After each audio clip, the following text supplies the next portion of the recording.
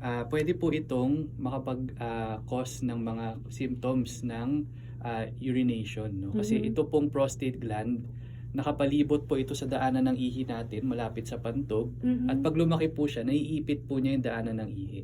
Mhm. Kaya 'pag tumatanda po, lumalaki yung prostate gland natin, pwede po siyang makaipit sa daanan ng ihi at maging cause ng mga symptoms na nararamdaman ng mga kababayan natin. So, talagang lahat ng lalaki 'pag tumanda, lumalaki ang prostate gland? Lahat po ng lalaki, to some degree, Oo. lumalaki po unti-unti yung prostate gland habang tumatanda. Pero meron pong mga swerte na hindi masyadong lumalaki, Pero lumaki rin kahit papaano. lumalaki pa rin ng konti. Pero meron naman po yung talagang kahit medyo bata pa sila, medyo malaki-laki na yung prostate nila, sila po yung unang nagkakaroon ng sintomas.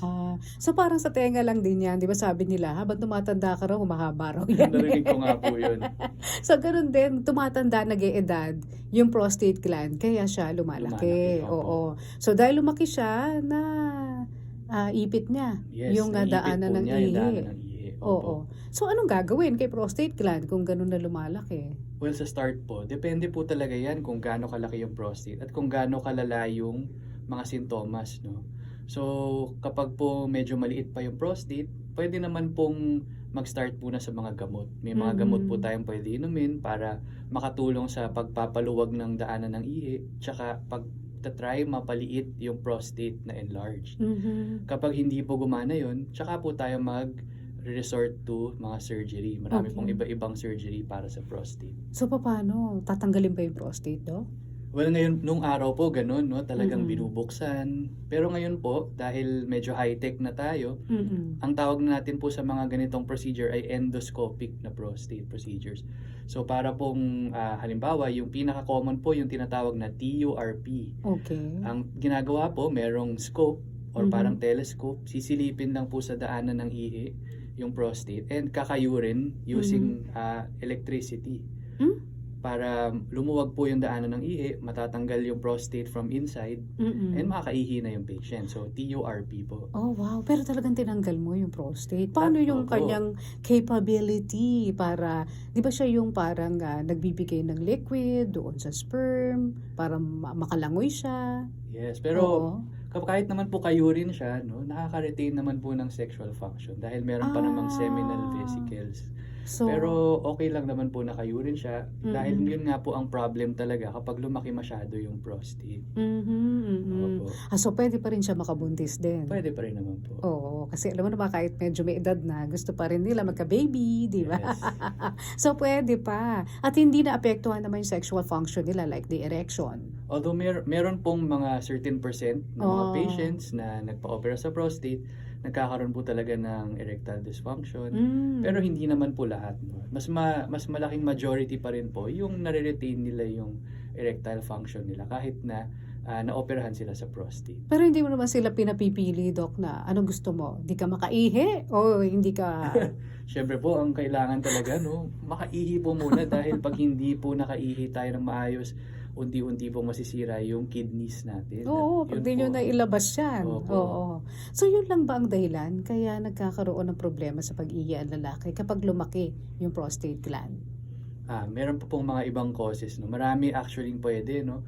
Ang isa pang nagiging problem sa pag-ihi, yung kapag lumiliit naman yung daanan ng ihi. Hindi Mhm. necessarily dahil sa prostate, kundi dahil sa peklat Hmm. or scar or Hmm. fibrosis 'no. Ang tawag po dito ay urethral stricture. Mm. So yung urethral stricture, nagkakaroon po ng peklat yung daanan ng ihi natin at Mhm. dahil sa peklat kumikipot 'no. So lumiliit yung butas unti-unti. Mapapansin po ng mga patients na ganito na numinipis yung stream ng ihi nila, Mhm. mas kailangan nilang magpuwersa at eventually hindi na sila makaihi, 'no. So, itong urethral stricture puwede po siyang dahil sa aksidente. Meron po yung mga naaksidente sa motor, Wow! ta's tumatama yung kanilang ari sa motor nila 'pag na Mm. sumemplang sila or sa bike or yung mga 'pag sa probinsya po yung sa mga ano, mga nagkakabayo or Mm. sumasakay sa kalabaw. Naaaksidente sila, kawawa po yung mga ganun, no? So, nagkakaroon ng peklat yung daanan ng ihi nila and eventually hindi sila makaihi. So, nagkaka-stricture sila. Yung iba naman po dahil sa sexually transmitted infections. Okay. Dahil kapag nagka-infection yung daanan ng ihi, nagkakaroon ng inflammation. Tapos pag nag-heal po yung inflammation, nagkakaroon ng Peklat na scar. naman, oo. So, yun po yung nagiging cause ng mga stricture. At yun po yung mga most common, no, na talaga nagiging cause stricture. Other causes, prostate surgery, pwede rin pong mag-cause ng stricture. Any instrument po na ipinasok sa ari can cause stricture. So paano, Dok?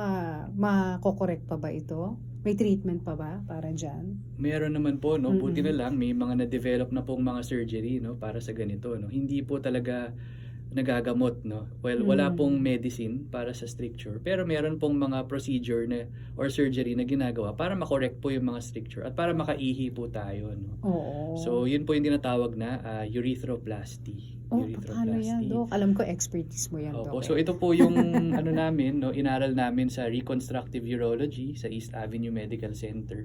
No, so, ito po ay type ng operation para po makorek yung mga may urethral stricture, no.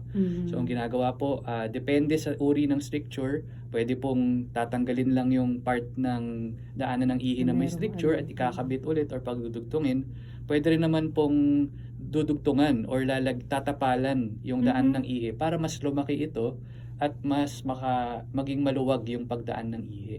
Anong pinantatapal nyo dyan, Dok? So maraming pwede, no. Ang pinaka ginagawa po namin yung balat po sa loob ng bibig or tinatawag na buccal mucosa. Wow. Kinukuha po namin yon, tapos tinatapal po namin sa loob para lumaki po yung daanan ng ihi at makaihi yung mga patients na may stricture, no. So wala naman magiging problema sa pagkain mo o magiging humpak ba yung pisngi mo kapag tinanggal yung mucosa na Yeah, yun? magandang question po yan. Actually, Oo. surprisingly, maganda po yung results namin sa Oo. pagkuha ng balat galing sa loob ng bibig.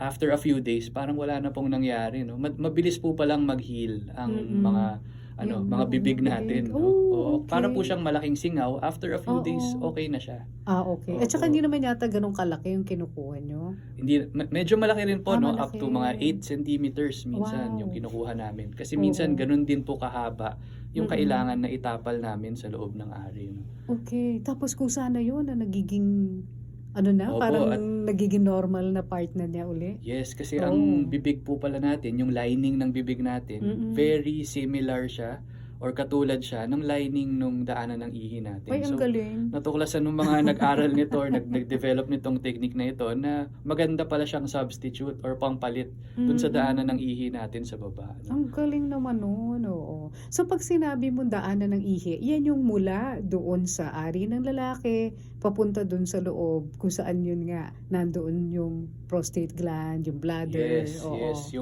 Yun po yung dinadaanan ng ihi. Yung ihi po kasi ang daan niya galing sa pantog, bababa siya dun sa may malapit sa prostate, tapos dadaan na po siya dun sa daanan ng ihi, dun sa ari natin mismo. Yung daanan ng ihi sa ari natin mismo, yun po yung tinatawag na urethra. And doon po usually nagkakaroon ng mga stricture. Oh, okay. Paano yung naipit ni prostate gland? Hindi siya nagkakaroon ng problema na nagkakapeklat or whatever? Actually, tama po yung question na yun. Nagkakaroon din po, no? Kapag halimbawa, inoperahan tayo sa prostate, kagaya nung sinasabi natin kanina na TURP, may mga small percentage po na nagkakaroon din ng stricture dahil sa paggamit ng kuryente sa prostate natin, no? So, any